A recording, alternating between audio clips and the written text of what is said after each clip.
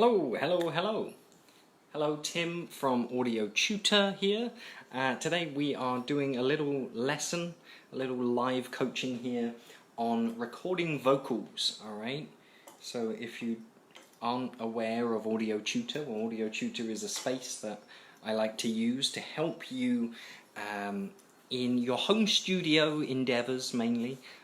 We talk about all kinds of different recording and mixing techniques, alright? All kinds of different wonderful things in recording and mixing and some mastering as well, alright? We deal with some things here and there. So today I want to talk about vocals, and I want to talk about recording vocals, and I want to talk about mic placement, okay? A great mic placement. I'm going to give you my favorite mic placement for recording vocals. My favorite, and I've been recording my own vocals for a long time. I've recorded many other people's vocals, but I've definitely recorded my vocals the most, alright? I started recording my own vocals probably when I was about 13, something like that, alright? So I've recorded a lot of my own voice a lot, alright? And so this is my favorite mic technique when I'm recording for myself, alright? And if you are someone that is into recording your own music, recording your own singing, or recording voiceover work, or any of that kind of thing, maybe you like to do narration, that kind of thing. You narrate books, that sort of thing. Maybe you sing R&B, whatever it is. This is going to be handy for you no matter what, as long as you're recording vocals, all right? So my favorite mic placement for recording vocals coming up in a couple of minutes. We're just going to give it, let's say, another minute for people to just join in on this session, all right? Let's just give it another minute. It's 3 o'clock here, Eastern time, but if you're in the UK, then I guess it's about 8 o'clock, so you're just finishing dinner, something like that. Alright, so this is going to be a great session, as I said, if you are into recording vocals, if you are into recording singing or spoken word. Alright, this is my favorite mic placement when recording vocals. Alright, we're going to actually break it down into a few different things. So this is going to be a really good session. Hang around. If you're already on there, hang around. We'll get going in just a few moments. Oh, I finished my coffee already. I want another coffee. Alright, so yeah, I have my props ready. Alright, we're going to start talking about how are we placing this microphone in order to get great professional sounding results, okay, and to make things easier for us further down the road as well when recording. Okay. I hope you're having a great Tuesday, guys.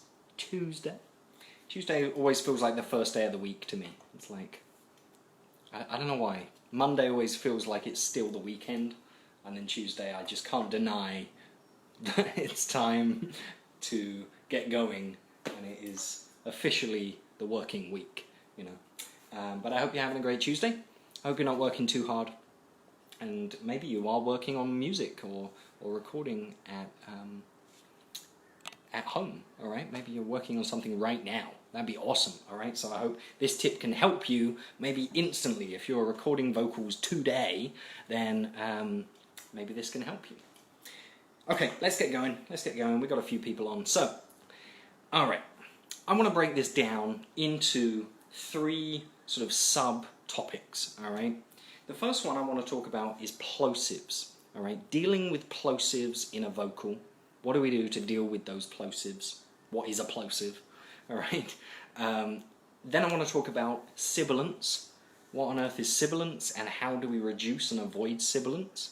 Alright, in the recording phase. Alright, not in the mixing phase, but in the recording phase.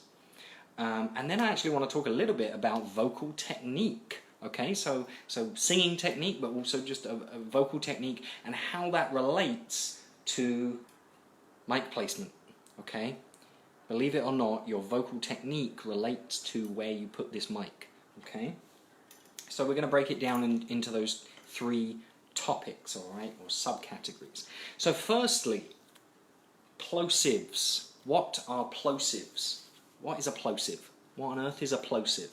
Okay, well, a plosive, there's certain consonants, all right, in the English language, or in any language, to be fair, that they make you produce a lot of air out of your mouth, all right? So if you are saying a word beginning with P, or beginning with B, or maybe H, or something like that, you'll notice a lot of air travels out of your mouth. Alright, so if you were to maybe put the back of your hand up like this and say Peter picked a peck of pickled pepper, alright, you'll notice there's a lot of air travelling out your mouth. You'll feel it on the back of your hand. Okay, that air creates distortion when it comes to recording vocals, and it's a problem. It might be a problem that you've come across when recording your own vocals, right? So you may have found that if you put your mic sort of in the traditional place, alright, this is kind of where we traditionally think of putting a microphone. Let's record some vocals. Here's the mic, it's right here. It's in front of my mouth, okay? So if I was to just record vocals like this, if I sang a P word, that P expels a lot of air out of my mouth and directly into the diaphragm of that microphone, alright? The problem with that is when you listen back to that recording, you're going to hear a lot of distortion, especially in the low end. Things will sound just crap, alright? Things will just sound crap, and you will probably that will just render that recording useless. You'll have to record it again, alright? It's not really, plosive distortion isn't really a sound we can use, alright, in a vocal recording. Okay, so we want to avoid too much air travelling from our mouth into the diaphragm of the microphone. How do we do that? Well, firstly, we could think about reducing the amount of air we push out of our mouth, alright? So we can kind of have in the back of our mind, alright, well, when I sing that word beginning with P, I'm not going to really pronounce the P, because I know that that will create distortion, right? So maybe have in the back of your mind just to reduce some of those plosives just as you're performing, as you're speaking, as you're singing, whatever it is, alright? That's the first thing we can do, obviously, alright? So that's the first little technique, okay? But then, inevitably we're going to have some issues with plosives in a vocal recording. You pretty much always do. And how do we deal with that? Alright, how do we deal with plosives? Well, we use one of these. Alright, what is this? This is a pop filter, okay? What is a pop filter? Well, it's like this thing made of like a sort of mesh material. It's kind of stretchy, kind of like tights, like ladies' tights, okay? Kind of stretchy, okay? And essentially what it's doing is, you can kind of see here if you look close, mine's got a little hole in it, but if you look closely, you see there's sort of pores in it, and basically when you sing into that, alright, say you say a big P word, like this, alright, you might even be able to see if I go, see that moving? So what essentially it's doing is those little pores in there are dispersing the air, alright, and so the first layer here, this first layer, is dispersing the air, and then any air that's still kind of powering on through is getting caught by the second layer, alright? And this is why I like to recommend that you get a dual layered pop filter rather than a single, alright? So dual layer pop filter. I've used single layer pop filters in the past and not been very happy, alright? I have used a single layer pop filter and still heard slight distortion, slight issues when I've like belted a big note or something like that. I've sang this big note beginning with B or something, and you hear a little bit of distortion where the mic wasn't happy, okay? So I do recommend getting 2 layers on your pop filter, alright? 2 layers on your pop filter, or you can go for a metal one, okay? You can go for a little metal pop filter. They're really useful as well, okay? The next thing we want to talk about, so you want this right in front of your mic, obviously, alright? So let's put it right in front of the mic here. That's going to really help when you're singing. The next thing we want to talk about is sibilants. Sibilants. What is sibilants? Well, sibilants is, well, it's an onomatopoeia, for a start. because it's those S sounds and soft C's and T's and that harshness that you hear with that harshness, that's sibilants, all right? And it can be super duper distracting when we are recording a vocal, or when you're listening back to a vocal. It can be really distracting. It can be like really nasty to listen to, but it can be distracting within a mix because it can sound like a hi-hat or it can sound like a cymbal, and it comes in at the wrong moment and it's distracting for the listener. So we don't want much sibilance in our vocal, all right? And you may have heard that there's a way we can deal with sibilance when it comes to vocals. When it comes to the mixing phase, you can use something called a de-esser, all right? And essentially what that does is a little plug-in within your audio workstation that will help you reduce some of that sibilance, okay? But I don't like that because that means that you're fixing things, all right? And I don't like fixing things. I like getting things right in the first place, all right? Don't fix stuff in the mixing phase. It's the mixing phase. I always say this.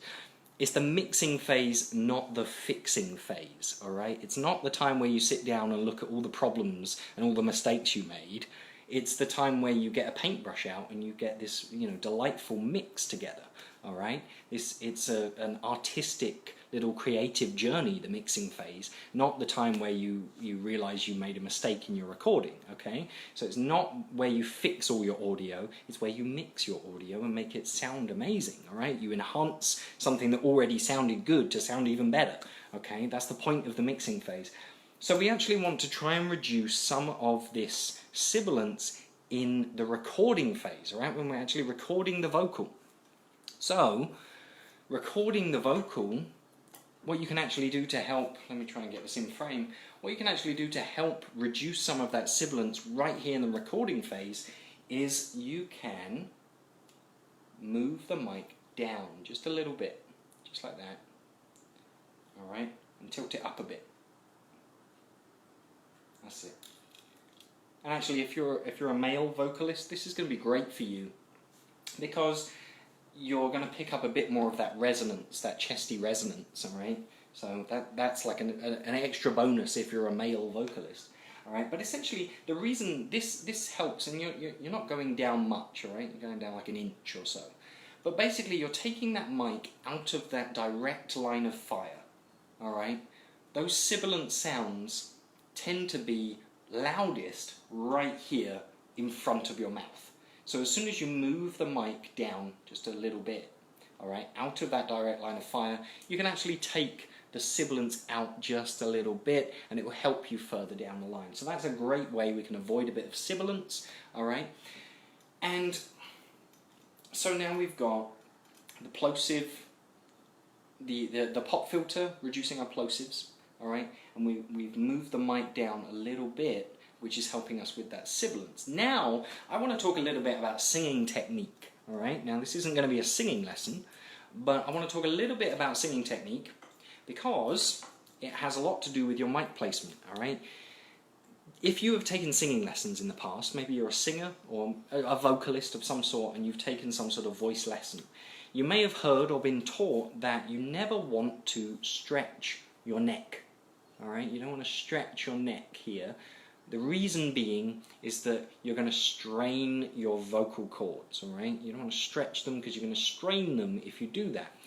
And you can cause damage, you can cause a thin, crappy sound to your vocal as well, all right? So you don't want to stretch your neck, all right? Singers especially have they always seem to, when there's a high note to reach, they always tend to do this, all right? Lift up the chin, stretch the neck, and they're reaching for the note. It doesn't help, all right? It doesn't help. It actually can be very damaging to your vocal cords, all these muscles that are in here, all right? All these muscles that are in here, if they get stretched, it can be a real issue. So we don't want to do that. And I want to talk actually about a mic technique that you may have seen a lot on Instagram and in your favorite magazines and all of that. It's a mic technique basically that has the microphone either dangling or on a boom stand, and it's upside down and it's up here, all right? And you may have seen like your favorite singer with the headset on and they're like, wah, like this, all right? The reason people are doing it, one, the first reason people are doing this is because they want to look cool, all right? And that's fine, all right? You're allowed to look cool, I guess, but it is a mistake, really, in the audio world. If you ever find yourself trying to look cool whilst recording, then you're aiming at the wrong thing, because you need to sound cool, right? You need to sound cool, not look cool. Okay, so the goal is great audio, not great visual. All right, so you don't need to do any kind of mic technique to make you look good. You need to do a mic technique that makes you sound good. All right, that's the point. So anyway, having the mic up here, there is another reason they do this, and that's to open up everything, all right? If they're going to belt a big note, they're now really open. The chest is open, all right? Everything's open. It's that same sort of thing as when people say about singing to the back of the room, or singing to the back of the auditorium, or speaking or projecting to the back of the audience, all right? And that is good advice. The problem when it comes to recording is that with the mic up here, this, all right, after several takes, when you start getting tired, very quickly becomes that, all right? You start slouching. You started like that, looking up at the mic, and then you got tired, you start slouching, but you've got to still reach the mic because it's up here, all right? And you start stretching your neck, all right? Look at this stretched neck, all right? You don't want to stretch your neck, because then you start damaging things. You start getting a thin, horrible sound to your vocal. Don't want to do those things, all right? So we don't want the mic up here. As cool as you might think it looks, you don't want the mic up there, all right? Because it will inevitably mean that you're going to tire out your voice, all right? Give yourself a sore throat. So turn the mic back around, the right way round, okay? All right? And we can look again at this mic technique, okay? Look at this mic technique. So we've got it the right way round. We've got this guy stopping the plosives, all right? We've got it down a little bit out of that direct line of fire. That's helping with the sibilants, all right? And then actually also a great thing with it being a little bit lower is that there's no way I could stretch my neck here. No matter how tired I get, it would be weird for me to ever get to a point where I'm stretching my neck, because the mic's just below mouth height, all right? So I'm never going to have to stretch to get to it, all right? So I can stay nice and relaxed in my vocal folds, and that's the best, all right? That's how you're going to get great vocals. Okay, so a great little mic positioning here, all right? We're dealing with plosives, the P's and B's and that air traveling out your mouth. We're dealing with sibilants, S's, T's, soft C's, all that annoying noise. And then we're dealing with a bit of singing technique, a little bit of how do we stop stretching the vocal cords when we are recording our vocals, all right? So I hope that helped. I hope you liked that little technique. Try it out on your next recording. See how it works, all right? And let me know. Now, I'm going to keep the live feed open for a little while, all right? And give it a couple of minutes. If you have any questions related to vocals especially, all right? Recording, mixing, vocals, let me know. I'd be happy to try and answer them for you. And if you are watching this ahead of time, not ahead of time, after the fact, I guess, after the fact, leave a comment as well, and I'll try my best to get back to you as well to answer those questions for you. So let me know if you have any issues with recording vocals, with mixing vocals, with singing in general, maybe singing technique. Maybe I could try and help with that as well. Let me know. I'll give it a couple of minutes here. 3:17, so I'll give it a couple of minutes. Start packing this stuff away. Who do we have?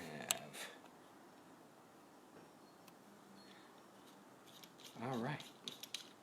So, any questions, guys? No worries if not. You can, take a little while to think of some questions and just message me afterwards. If you prefer not to message me on here because it's all public, you can just direct message me, ask me a question.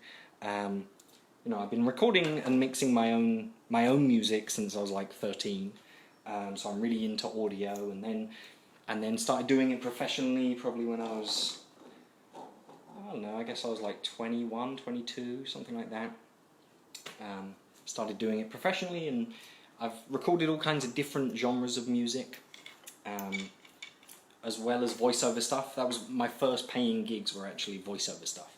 I just contacted like actors and that sort of thing, and got into recording voice reels for people, that sort of thing. So I'm definitely like really into vocals. I love talking about vocals. So if you have any questions that you're like, man, that's that thing that I always get stuck on, you know, just let me know what it is. I'd love to try and help you out. All right. Right. Well, I hope you're having a good Tuesday. I'm packing everything away. Yeah, I'm wondering what to have for lunch. It's a late lunch because where I am, I'm in Florida, and it's 3:19 in the afternoon, and I haven't had lunch yet. So I'm wondering what. So if you have any ideas what I should have for lunch, let me know. All right. Well, if you have any questions, let me know afterwards as well. So you know, no pressure. And if you don't want to leave them public, you can just message me. But I'd love to try and help you out, help you recording your vocals, mixing your vocals, all right? I've just been finishing up a course on acoustic guitar vocals, all right? So like a lot of singer-songwriters write their song on an acoustic guitar. A lot of people play acoustic guitar. I've just finished up a course that takes you through the entire process, all the way from like what equipment you need, into recording, into mixing, into mastering even, right? We touch on mastering right at the end. So it's a full course that takes you all the way through the process. So I haven't released it yet. I'm sort of biding my time on when to release it.